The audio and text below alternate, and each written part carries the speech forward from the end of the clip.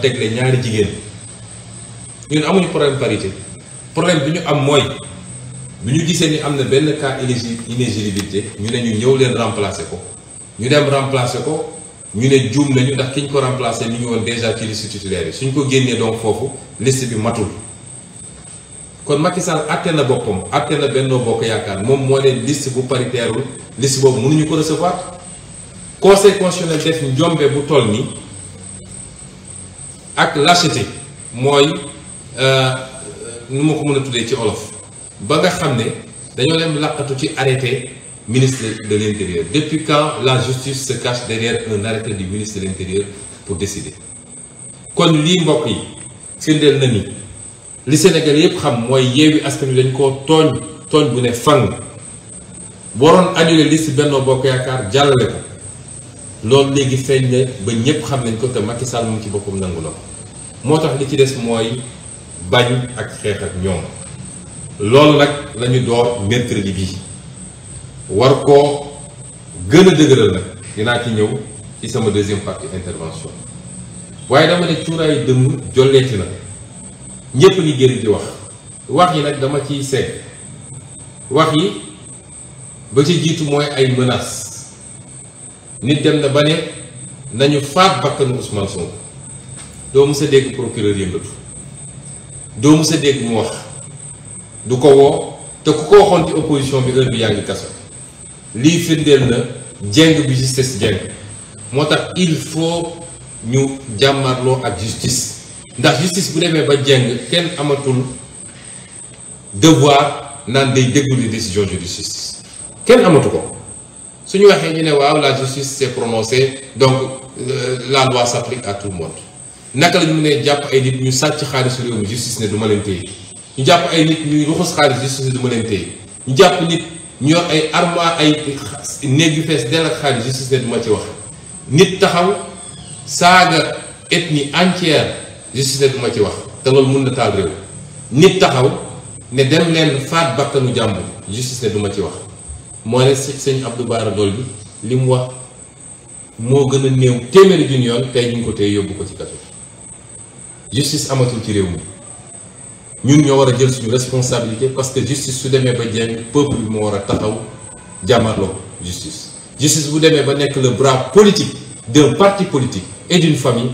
devoir la ñu résister devant cette justice depuis 1 an et demi je vous ai dit résistance c'est un droit constitutionnel constitution ci boppam moo ne face à l'injustice chaque Sénégalais a le droit de résister loolu du insurrection du coup d'état waaye loolu lu war la may wax ni ñun ay menaces yëngaluñu ça nous fait rire d'ailleurs waaye li ñuy jël au sérieux la ndax ñi ñu ko seqal ay assassins lañu jaaxle nañu jaaxle boo xam ne tey suñu mënoon faat bakkanu Ousmane Sonko def nañ ko li koy firndeel ma nettali leen lu ndaw barki démb bi ñuy dem ci manifestation bi dama génn dugg ci oto Waly Diouf Bodian ñu dem ba ci yoon bi ma ne ko ubbil toit ouvrant bi parce que nit ñi bëri nañu ñëpp a ngi acclamé ma génn nuyu nit ñi ñu essayé ubbi toit bi ba ñu ubbeeku parce que mécanisme bi dafa bloqué may leen andi leen ma beneen oto bi ma dugg ci boobu noonu laa génnee ci oto moom dugg ci beneen oto bi ñu ubbi toit ba mun a wax ak yooyu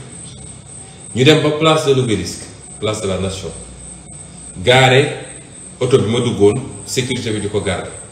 moom mu jël oto bi ma duggoon moom bi ma njëkk a dugg dem gaare fu gën a sori parce que amuloon place daal di ñëw ci manifestation est-ce que xam ngeen lu ñu def parce que jàppoon nañ ni oto boobu ci lay duggaat dañoo dem ñeenti roue oto bi bu nekk dañoo dem dévisser ñetti écrou yi ci ñeent yi génne ko ñaari écrou yi des ci pneu bu nekk dévisser nañ ko ba muy lang li ko may chance mooy bi ñuy ñibbi daanaka man dugguma ci oto boobu waaye bi ñuy ñibbi ndànk lañu daw ba egg kër ga bañ fa yeggee muy dem dégg oto bi def bruit bu bëri mu woo mécanicien bi ne ko oto bi am na lu ci nekk xam naa moteur bi mécanicien bi ñëwee xool ne ko yow est-ce que gis nga oto bi li ci nekk ñeenti pneu yëpp dañoo dem bu dévisser écrou yi oto bi bu dawoon 70 km/h musiba am buñ ko waxee nag maa ngi dégg déjà seeni coow dañ naan waaw victimisation nangam na Sénégalais yëpp xam nañu man du ma victimisation ragal mooy victimisé wu ñi daan dem di dem wër ci sëriñ si dem gis église bi dem gis fu nekk di jooy naan dañ may tëj ñooñu ñooy victimisé wu mais man buñ ma buggee teg lu yoon damay jël sama responsabilité résister boo ma munee duma ma boo ma munul it di nga ma bàyyi ak sama jàmm kon ñun du ñu inventé dara gis ngeen photo yi wan nañ ko fu ne ci internet bi ay assassin la ñu amal affaire suñu demee ba jaaxle ba xam ni lii moo ci des ñoom ak ñi leen gemb leen moo leen dese mooy nañuy def nu ñuy def ba faat bakkanu ki ñu jaaxal ma leen di wax nag ni bis bu seen bëbët yeggee ci ngeen ni soog a am problème nag ndax problème amagu leen ko bis bu seen bëbët yeggee ci ngeen ni soog a am problème ndax nun dañuy def ragaluñ ci dara te duñ ci dettu gannaaw bis bu ne ñu gën a teg ay pas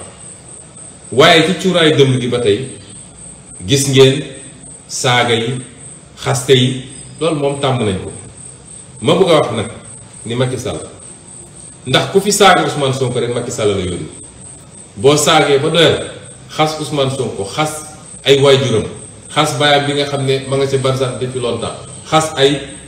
yaayam xas ay soxnaam boo paree Macky Sall da lay woo pare jox la xaalis may wax ak kilifa yu nekk ci dëkk bi yépp ku fi saaga Macky Sall moo la ko sant waaye nag bu dee yow sa xol xat na ba mënoo muñ saaga man xam nga man saaga yëngalu ma ko tey laa gën a nekk en forme tey laa gën a mën a agir waaye bu dee yow sa xol xat na ba ku la tudd nga gaawante ne maa ngi ko yóbbu kaso ngire waay téel sa bopp téel say ñoñ ñu bàyyi di saaga nit ñi ak di xas nit ñi